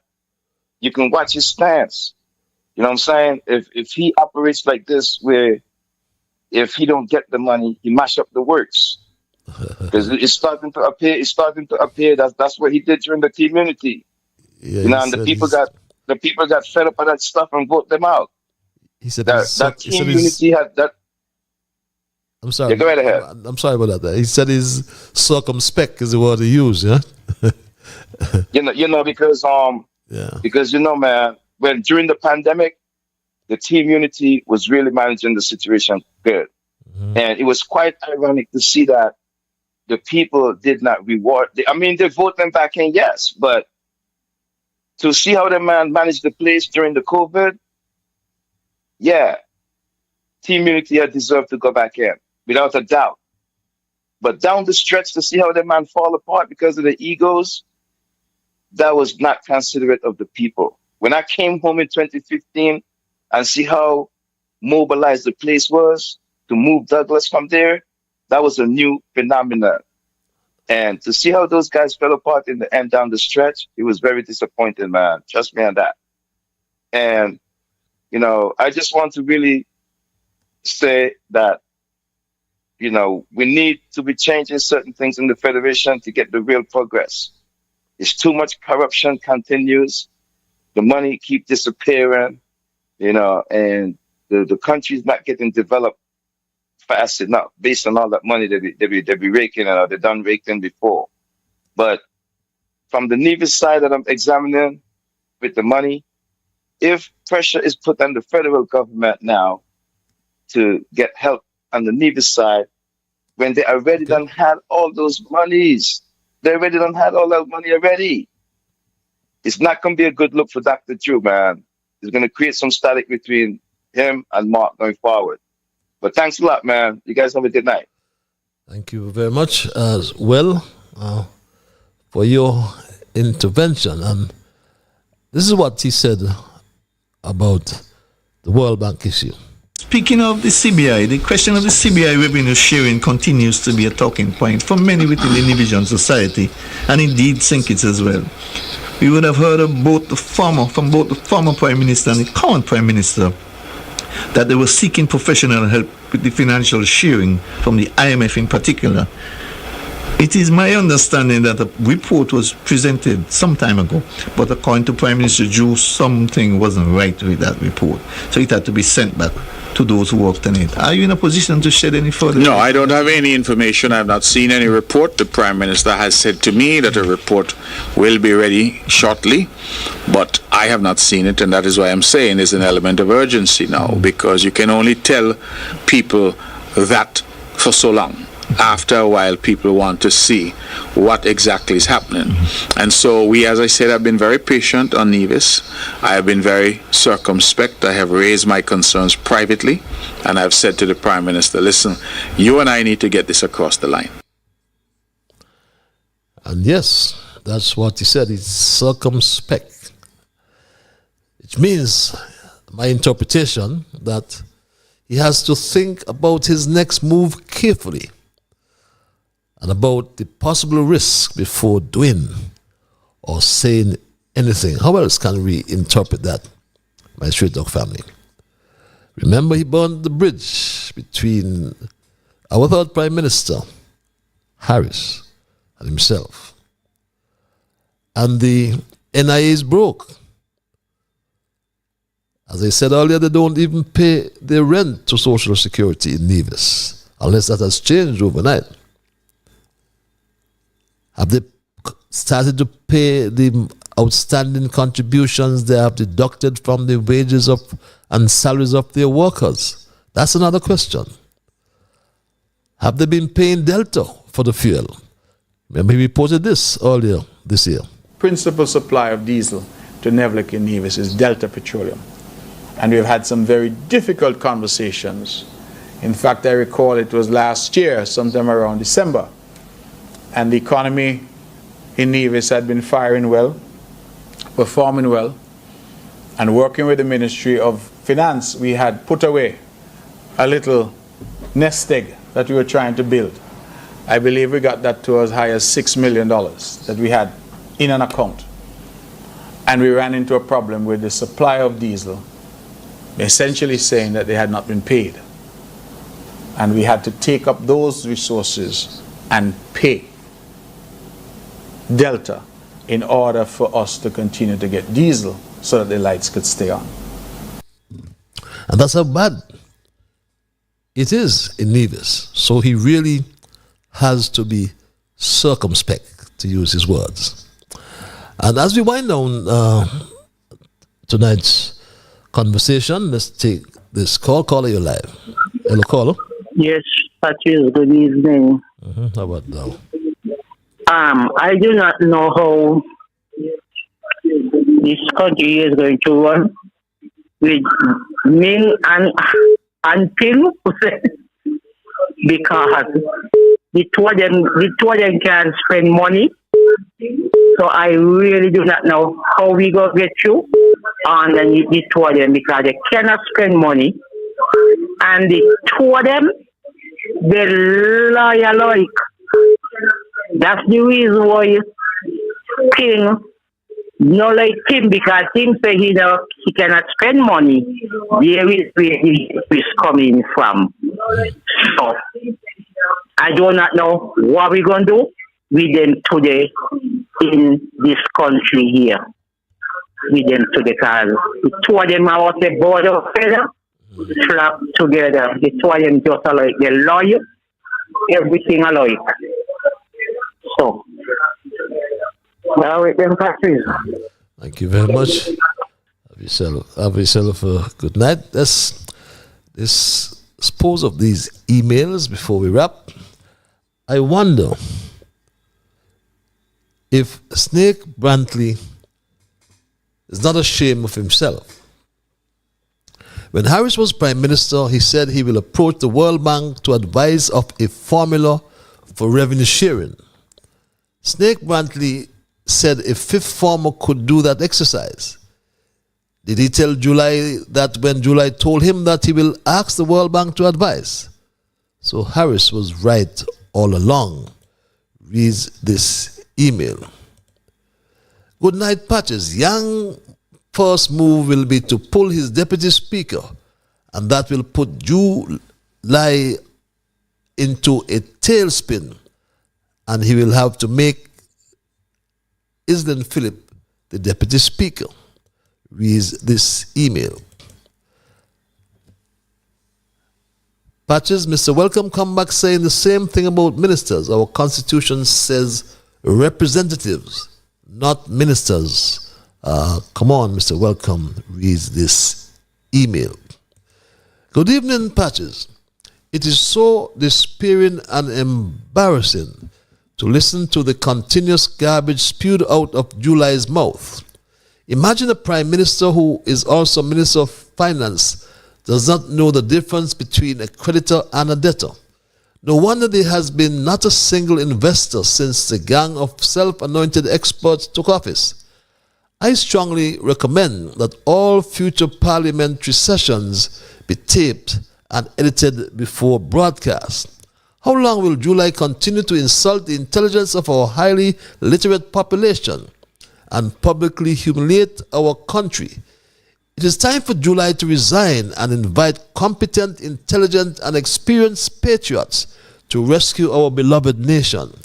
Continue your mission of enlightenment and the pursuit of good governance. Patches, you are the voice, reason among brutish beasts.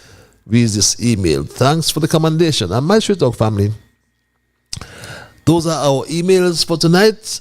Perhaps I'll take maybe one or two more calls if we are guided by the rules of brevity. But as we wrap tonight's programming, my Straight Talk family, we looked at our thesis for tonight, yin and yang of the Federation. And my Straight Talk family, as we intimated earlier, and as I mentioned earlier, that here in St. Kitts, we have yin. And in Nevis, we have yang. And I intimated as well from the beginning that I use this yin and yang metaphor because it works very well to describe the political relationship between the Prime Minister of St. Kitts Nevis and the Premier of Nevis. Over the past 2 years and a little more, we all have done some reflection. And from all the comments from everybody, irrespective of your political allegiance, it's the same. Things are rough. People have to struggle to put food on the table. We have to struggle to put gas in our vehicles and to pay our electricity bills and to send our children to school. And what we find is that the memories of our past seep in with the present as we attempt to wrap our heads and hearts around what is happening in our federation. And what we are observing is the yin and yang of it all. My Straight Talk family, things are bad. Obviously, yin in St. Kitts and yang in Nevis, they have differing visions of governance, which reminds us of the delicate balance between local autonomy and federal unity, something that continues to shape the politics of St. Kitts and Nevis today.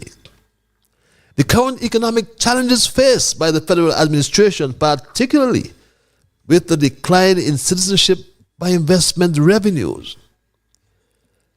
According to July, the rough patches in CBI he spoke about in May 2024. And come October, he told us about the revenue shortfall of almost $330 million. In panic, he said no money and no intention to pay a dividend or double salary. He said things are bad. The bank, the CBI, and Social Security, he said, were in trouble. He tried to walk it back. But my straight dog family, there is financial strain on public services and the ongoing delay in sharing the missing World Bank report, I call it missing report, is now creating tensions between Yang across the Narrows in Nevis and Yin down here in St. Kitts. Remember, Yin said that he went to the World Bank. Went to the World Bank, my straight dog family. This is what he said, to get the matter sorted out. Harris went to the World Bank as well, and he all told the story of how Yang reacted.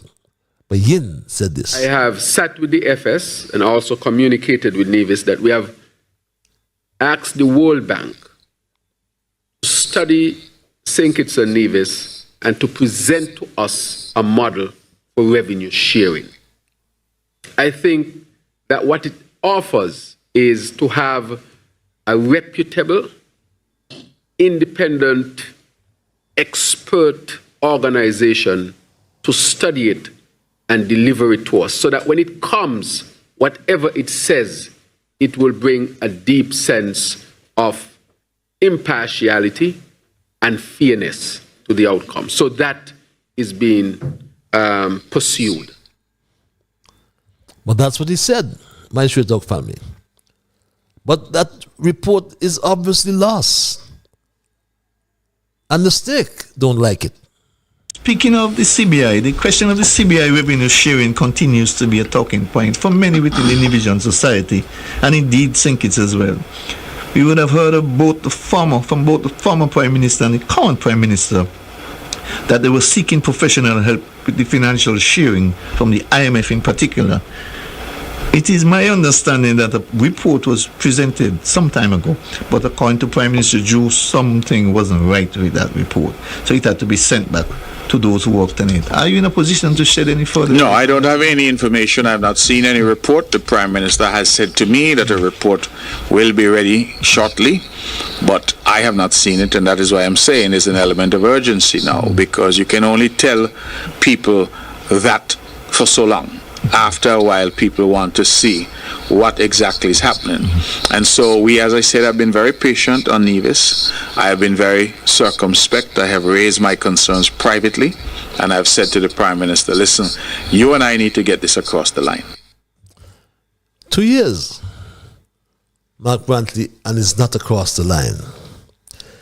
But I'm going to leave some free advice again for the snake as I end. And I suggest, I recommend that you develop or you establish a dedicated Nevis Development Fund funded by both federal contributions and independent investments. I know things are hard, and that might just be academics at the time, because your debt is well over $500 million. You're looking money now to fund your airport development. But I'll continue in that vein, my straight dog family. But as I mentioned tonight, the yin and yang, originating from ancient Chinese philosophy, represents the idea that seemingly opposing forces are interconnected and independent.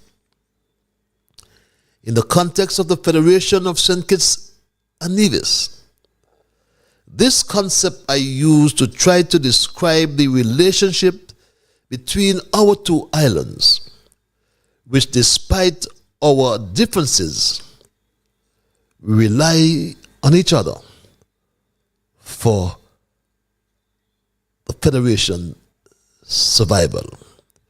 We are the yin and the yang of the Federation. And that's my story tonight, my straight dog family, and I am not going to change it. But my time is done, and I gotta run.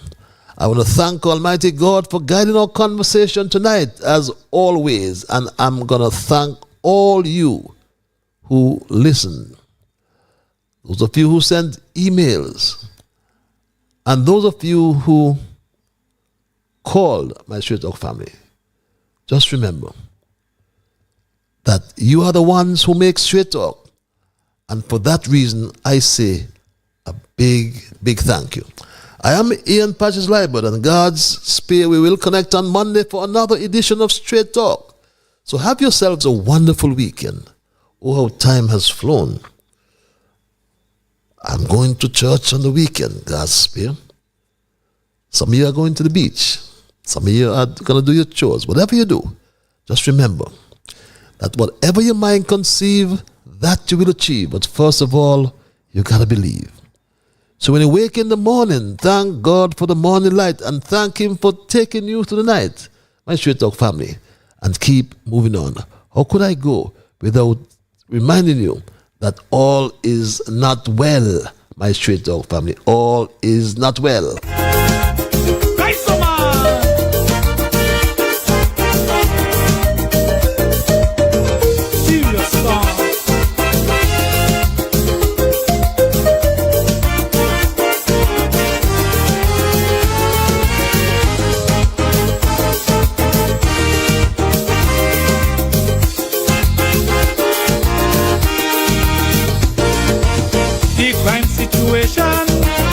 In this federation, those things really not going well.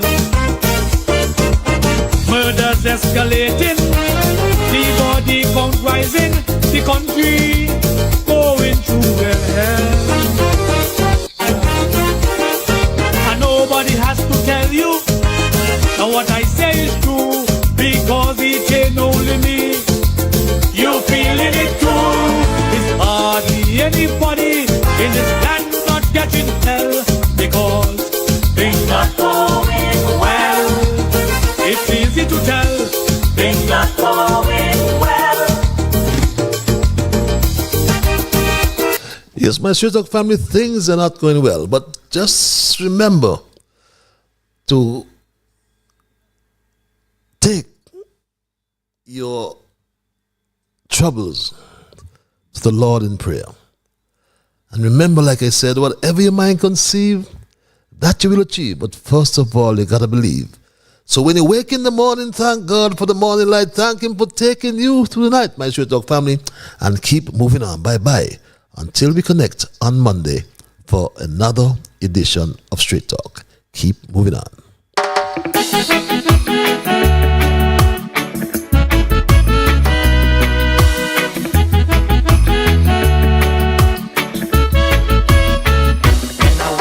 The morning, I thank God for the morning light.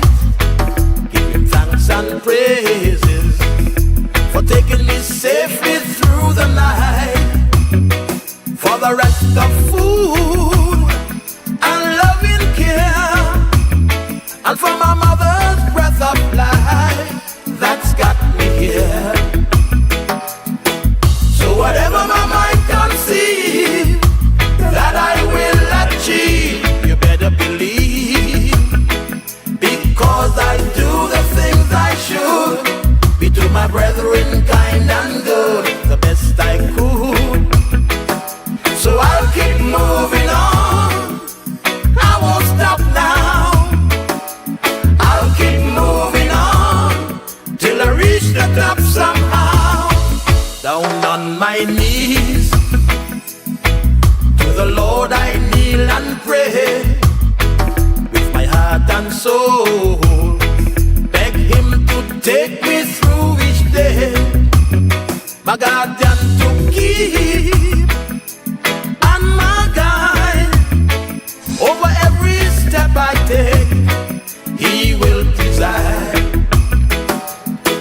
So whatever my mind conceives, that I will achieve, you better believe, because I do the things I should, be to my brethren kind and good, the best I could. So I'll keep moving on.